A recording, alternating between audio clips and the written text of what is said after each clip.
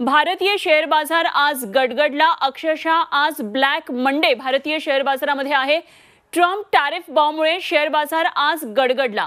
Sensex निफ्टीची मोठी घसरगुंडी आज शेअर बाजारामध्ये पाहायला मिळाली आणि गुंतवणूकदारांच्या 19 लाख कोटींचा आतापर्यंत चुराडा झालेला आहे।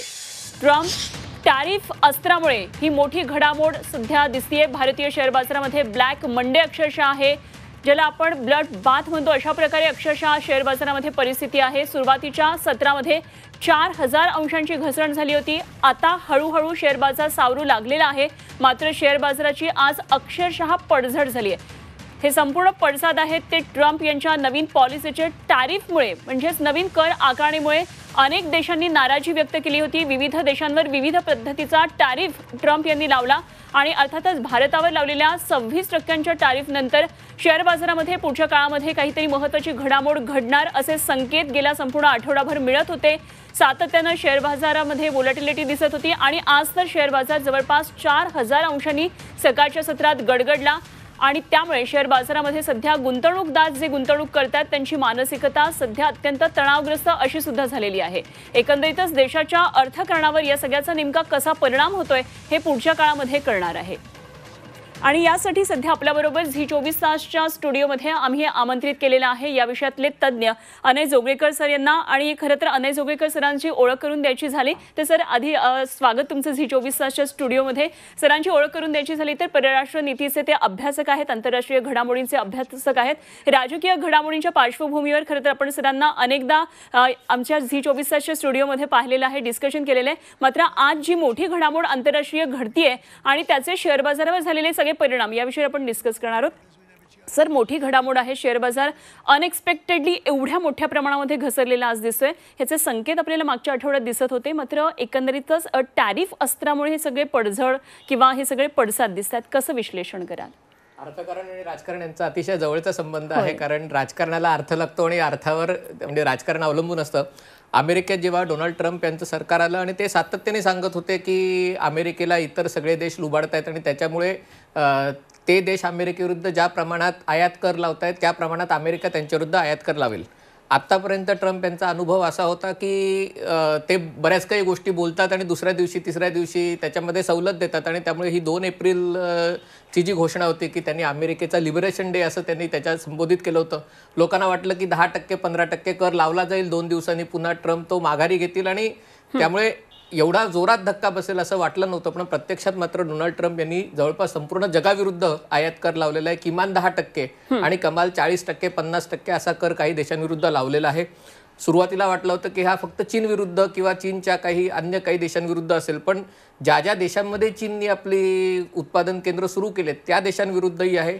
मित्र देश आहेत, जपान असेल, युरोपियन महासंघ असेल, भारत असेल, या मित्र देशांविरुद्धही तेवढेच कर लावलेले आहेत। आणि तरी आपल्याकडे म्हणजे गुरुवार शुक्रवारी मार्केट एवढं पडलं नव्हतं, कारण अशी अपेक्षा होती की भारतावर जो कर लावलेला आहे त्याचा फटका खूप जोरात बसणार नाही, कारण आपलं मुख्यतः अमेरिकेला निर्यात आहे ती सेवा क्षेत्रातली आहे, IT किंवा फायनान्स आणि या क्षेत्रातली।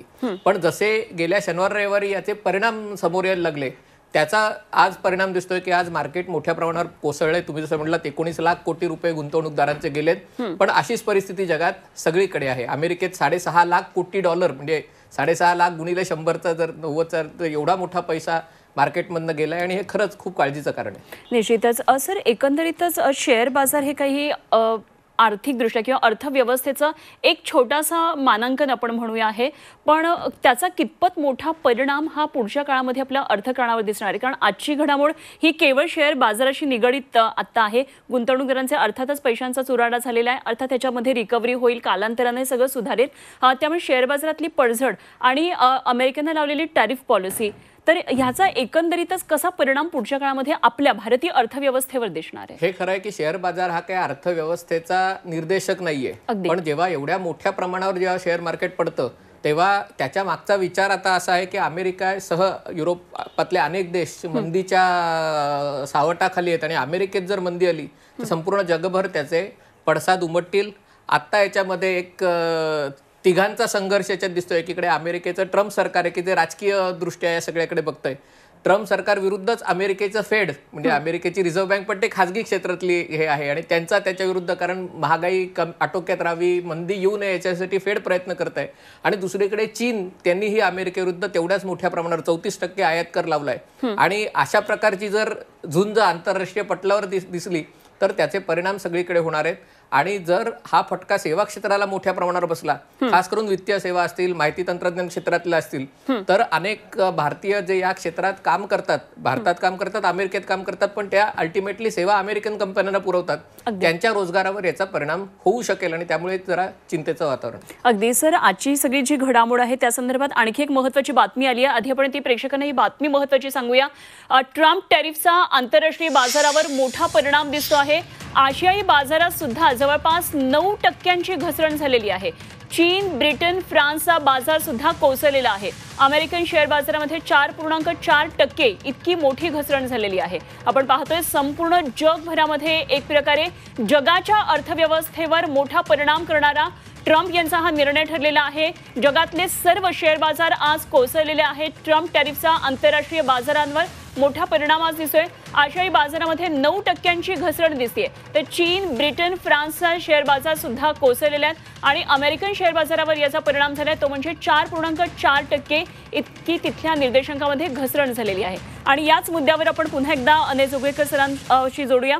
सर, सगळ्यात महत्त्वाची आता आपण घडामोड पाहिली की एका या मोठ्या निर्णयामुळे जो संपूर्ण जगामध्ये वेगवेगळ्या देशांवर लागू केलेला आहे ट्रम्प यांनी, सर्वच आशियाई बाजारामध्ये आज 9% घसरण झाली आहे. आठवड्याचा पहिला दिवस आहे, त्यामुळे साहजिकच हे अगदी अपेक्षित होतं. चीन, ब्रिटन, फ्रान्सचे बाजार कोसळलेत. अमेरिकन शेअर बाजार सुद्धा 4.4% घसरण झाली आहे. सगळ्याच अर्थव्यवस्थेवर याचा परिणाम झालाय. किती लॉंग टर्म हा सगळा आता परिणाम दिसेल? हे बहुतेक लॉंग टर्म असेल, कारण याच्या मागे जो ट्रम्प यांचा किंवा त्यांच्या सरकारमधले जवळचे लोक आहेत त्यांचा विचार आहे तो सगळ्यांना घाबरवणार आहे. कारण आतापर्यंत इतिहास असं राहिलेला आहे की अमेरिकेतला रिपब्लिकन पक्ष, ज्याचे ट्रम्प अध्यक्ष आहेत, हा कायम भांडवलशाहीच्या बाजूने असलेला किंवा फ्री मार्केट्स किंवा जागतिक कंपन्यांच्या बाजूने असलेला पक्ष राहिलेला आहे. पण आता याच पक्षाच्या नेतृत्वामध्ये अशा प्रकारचे एक विचारमंथन सुरू आहे की खरोखर या मुक्त व्यापार व्यवस्थेचा, जागतिकीकरणाचा लोकशाही देशांना फायदा होतो का? म्हणजे म्हणायला सकल राष्ट्रीय उत्पन्न वाढतं, दरडोई उत्पन्न वाढतं, पण त्यांचा जो मतदार आहे, कारण लोकशाहीमध्ये शेवटी मतदार महत्त्वाचा असतो, नागरिक महत्त्वाचा असतो, या नागरिकाला, अमेरिकेतल्या सामान्य माणसाला त्याचा फायदा होतोय का? कारण या सगळ्या जागतिकीकरणामुळे अमेरिकेतल्या अनेक लोकांचे रोजगार जे उत्पादन क्षेत्रात आहेत ते गेलेले आहेत, सेवा क्षेत्रात, तंत्रज्ञान क्षेत्रात रोजगार तयार झालेत आणि त्याचा फायदा त्यांना असं वाटतं की बाहेरच्या लोकांनी मिळवलाय आणि अमेरिकेतले लोक बेकार झालेत. आणि त्यामुळे जी व्यवस्था अमेरिकेने गेली 30 वर्ष उभी केली होती, आता त्या व्यवस्थेवरच जर ट्रम्प आणि त्यांचे सहकारी कुऱ्हाड चालवत असतील तर त्यामुळे सगळ्यांनाच ते चिंतेचं कारण आहे. कारण मग नवीन व्यवस्था तयार व्हायला खूप वेळ लागेल. आणि पण दुसरीकडे असं चित्र आहे की डोनाल्ड ट्रम्प यांनीच सांगितलं की 50 देशाच्या प्रतिनिधींनी आमच्याशी फोनवर चर्चा केली, त्यांचं प्रयत्न सुरू आहेत आणि ह्याच्यात जर काही तोडगा निघाला किंवा मग अमेरिका आणि चीन यांच्यामध्ये जर थेट बोलणी होऊन तोडगा निघाला तर त्याच्यातनं थोडंसं आपल्याला उसंत मिळू शकते. पण आता तरी त्याची कोणतीही चिन्ह नाहीयेत. अच्छा सर, आता तुम्ही सांगितलं पक्षांतर्गत सुद्धा तिथे विचारमंथन होण्याची आता वेळ आलेली आहे. काल आपण बघितलं अमेरिकेतलं एक वेगळं दृश्य होतं. अमेरिकन जनता काल रस्त्यावर उतरली, मोठ्या प्रमाणामध्ये निदर्शनं केली आणि एक प्रकारे त्यांनी ट्रम्प आणि मला वाटतं एलन मस्क या दोघांचा सुद्धा निषेध त्यांच्या घोषणांमधून दिसून आला. एक प्रकारचा विरोध, एक प्रकारचा संताप दिसत होता. तर ही सगळी घडामोड नेमकी एक आंतरराष्ट्रीय तज्ञ म्हणून तुम्ही कसे पाहता? भारताकडे आपण जेव्हा बघतो तेव्हा भारतामध्ये एक सामायिक संस्कृती आहे हजारो वर्षांची. अमेरिकेत तशी संस्कृती नाहीये. अमेरिकेत सगळ्या समाजाला एकत्र ठेवणारा डिंक गोंद कुठला असेल, ग्लू कुठला असेल तर तो आर्थिक समृद्धी आहे. आणि असं जरी असलं तरी अमेरिकेत खूप परस्पर विरोधी चित्र आहे. अमेरिकेच्या किनारी भागामध्ये सगळे जे उदारमतवादी, जागतिकीकरणाचे समर्थक असलेला सगळा वर्ग आहे आणि तो मुख्यतः डेमोक्रेटिक पक्षाला मतदान करतो. आणि अंतर्गत अमेरिका आहे त्याच्यामध्ये मुख्यतः ऑइल अँड गॅस, वाहन उद्योग, उत्पादन क्षेत्र, खाणकाम या सगळ्यातला जो ट्रम्प यांचा मतदार आहे. आणि जेव्हा डोनाल्ड ट्रम्प यांनी एवढ्या मोठ्या प्रमाणावर निर्णय घेतले त्याचा फटका मुख्यतः तंत्रज्ञान क्षेत्राला, सेवा क्षेत्राला, बँकिंग फायनान्स क्षेत्राला बसला. पहिल्यापासूनच अमेरिकेच्या निवडणुकांमध्ये हा आंतरविरोध खूप प्रकर्षाने जाणवून आलेला. तर हा सगळा वर्ग रस्त्यावर उतरला आणि ट्रम्प आणि इलॉन मस्क आम्हाला नकोय कारण हे मूलभूत बदल करतायत आणि अमेरिकेची त्याच्यामुळे हानी होते, यासाठी तो रस्त्यावर उतरला. अजून ट्रम्प यांचा समर्थक वर्ग आहे तो शांत आहे कारण त्यांना अजून कुठेतरी एक गाजर दाखवलेलं आहे की ही व्यवस्था सगळं हे तुमच्यासाठी करतोय आणि तुमच्याकडे उत्पादन क्षेत्रातल्या नोकऱ्या तयार होतील, तुमचे रोजगार तुम्हाला परत मिळतील. त्यामुळे हा वर्ग जरी शांत असला तरी आणखीन काही महिने असं जर चित्र राहिलं तर हा वर्ग ही रस्त्यावर उतरू शकेल. पण आता जे म्हणजे मोठ्या संख्येने लोक रस्त्यावर उतरले ते मुख्यतः मला असं वाटतं अमेरिकेतले जे एक राजकीय आंतरविरोध आहे त्याचं हे एक द्योतक आहे. अगदी सर, नक्कीच अमेरिकेतली सगळी परिस्थिती आणि त्यानंतर संपूर्ण जगभरामध्ये कसे सगळं अर्थकारण राजकारण बदलत आहे, काही धोरणात्मक काही निर्णय जागतिक पातळीवर होतात का हे बघणं खूप महत्त्वाचं ठरणार आहे. सर, आपण ही सगळी सविस्तर चर्चा केलीत आणि सगळं विश्लेषण केलं. आज तुम्ही झी24 तासच्या स्टुडिओत येऊन हे सगळं विश्लेषण केलं त्याबद्दल मनापासून धन्यवाद. नमस्कार.